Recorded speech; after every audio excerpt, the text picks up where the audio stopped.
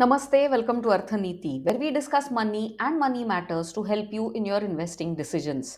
The global shipbuilding industry is the cornerstone of international trade and commerce. Japan has been a market leader in this shipbuilding industry for many years thanks to its precision, quality, and efficiency. But over the last decade, the supremacy of Japan is under threat from China thanks to its massive manufacturing capacities, strategic investments, China has taken over traditional shipbuilding leaders. India, with its vast coastline of nearly 7,500 kilometers, presents a paradox. Even if it has an extensive coastline and a rich history in shipbuilding, the share of Indian shipbuilding companies in the global market is near to minuscule. Companies like Mazagon Dock, which is going to be our focus of today's video, primarily focus their attention on government defense contracts. The Indian maritime sector faces various challenges from outdated infrastructure, high cost, and regulatory hurdles. But the recent government initiatives are aimed rather to revitalize this very strategic industry. In the current budget as well, the government has introduced shipbuilding financial assistance policy, which offers tax relief and financial assistance to companies. In this sector. Now, this is a positive news for shipbuilders like Mazagon Dock, who not only cater to defense but are also strategizing to enter the commercial shipbuilding business. Against the backdrop of geopolitical turmoil and the need for self reliance, India's shipbuilding sector is poised for a massive transformation. In the middle of this is Mazagon Dock, which has a rich legacy of building India's naval might. As we delve deeper into the story of Mazagon Dock and the Indian shipbuilding industry, we also explore how these developments shape the future of this very strategic sector and what it means for investors like us. Mazagon Dock Shipyard was established in 1744. It is India's oldest and the most prestigious shipyards. It has played a pivotal role in the modernization of Indian naval defenses and has delivered several key projects, including submarines and warships. With global geopolitical tensions ongoing, there has been a renewed emphasis on defense self reliance and maritime securities. Companies like Mazagon Dock are set to benefit from the Atmanirbhar Bharat Abhiyan and focus on domestic manufacturing and improvement of defense capabilities of the country. Checking the December quarter results for Mazagon Dock Shipbuilders, the revenue for the company has grown a good 33% year on year basis to reach at 3,144 crores. Net profit has also increased by 29% year on year basis to reach 807 crore rupees. Operating profit margin has also improved from the September quarter, where it was recorded at 19%, and for the December quarter, there has been a good recovery at 26%.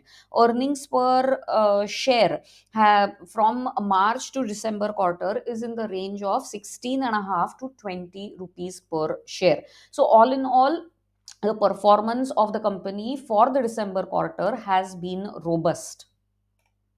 Checking the profit and loss account of the company. Now, the company has shown good sales growth from 5,733 crores in March 2022 to nearly 11,300 crores for the trailing 12 months. Expenses have also risen corresponding to sales to reach at 8,867 crores for trailing 12 months. Operating profit margin has also significantly improved from 8% in March 2022 to 22% for the trailing 12 months, right? So there has been a significant gain when it comes to operating profit margins. Net profit has surged from 611 crores in March 2022 to nearly more than four times to reach at 2,751 crores for the trailing 12 months period. Earnings per share jumped from 15 rupees per share to nearly 68 rupees per share during the same period of March 2022 to the trailing 12 months till date. Dividend payout has been constant at 29 rupees per share. Over the last decade, the compounded sales growth has been at 29%, whereas the compounded profit growth has been at a robust 22%. Having a look at their balance sheet, their reserves have significantly increased from nearly 4,500 crore levels in March 2023 to 7,000 crore levels by September 2024. Borrowings, there has been a minimal change from 12,000 crores in March 2023 to 36,000 crores by September 2024. Other liabilities have also steadily declined from 24,700 levels in March 2023 to 20,900 levels by September 2024. Now, capital work in progress, which is very necessary for the day to day activities, grew from 62 crores in March 2023 and has reached nearly 72 crores by March 2024. Now, what this shows, the balance sheet, the overall balance sheet shows a picture of financial stability and growth trends despite the reduction in liabilities. If we check their shareholding pattern, well, majority of the stake is with the government, which is nearly 84.83, which has been constant. The FII, foreign institutional investors, who had nearly 2.44% stake in June quarter, had reduced it to 1.45 in September quarter, but have again increased it to 1.55 for the December quarter. DIIs, the domestic institutional investors, have also been increasing their share since June 2024, where it was 0.83 in June and 1% in September quarter, and has increased by 1.40 to 1.46% in the December quarter. So FIIs and DIIs have both been net buyers when it comes to Mazagon Dock Shipbuilders. Many top mutual fund houses, schemes like Motilal Oswal Mid Cap Fund, Motilal Oswal Nifty India Defense Index Fund, HDFC Mid Cap Fund, have increased their holdings in this particular stock, which signals confidence in MDL's future prospects. If we compare Mazagon Dock Shipbuilders with other companies in the same sector, in terms of market capitalization, Mazagon Dock leads the pack with a capitalization of nearly a lakh crore rupees. Correct? Current price of the share is somewhere around 2,600 levels. PE ratio, well, Zen Technologies has the highest PE ratio of 54.61, indicating that it is relatively more expensive compared to its earnings, while Mazagon Dock has the lowest PE ratio of nearly 38.5. If we check the fundamentals of Mazagon Dock, earnings per share stands at a robust 96 rupees per share. The PE ratio is below the industry average, so the stock is available at good valuations currently. Book value per share, which is the net asset that are available per each share, stands at nearly 180 rupees. Which shows company's intrinsic value per share.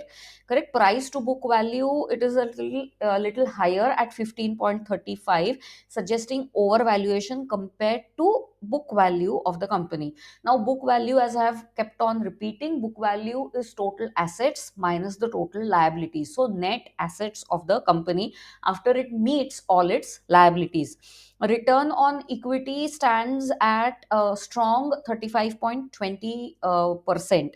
Debt to equity ratio, the company is practically debt free. Again, a very positive when it comes to its financial health. Dividend yield stands at 0.70, providing modest returns to shareholders. Now, what does the future look like for the company? It is very important that if we are planning or thinking of investing in the company today, what does the future look like? Are the prospects bright?